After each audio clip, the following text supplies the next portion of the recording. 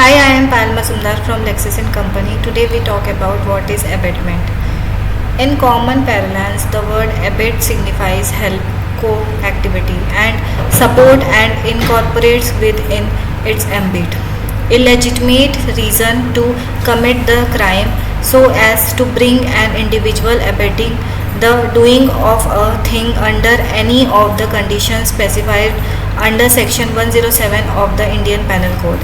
It isn't just important to demonstrate that the individual who has abetted has participated in the means of the transactions, yet additionally has been associated with those means of the transaction which are criminal.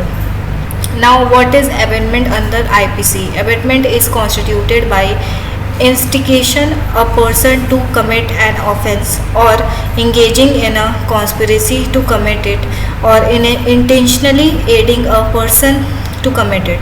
The offense of abetment by instigation relies on the intention of the individual who abets and not upon the act which is finished by the individual who has abetted.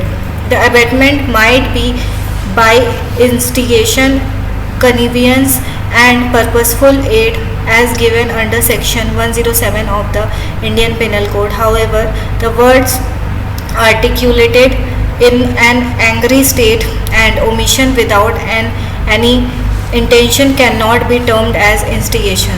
For an individual to be called liable for abatement and so as to proceed against an individual for a criminal offense under section 107, prosecution must claim the component of mens rea.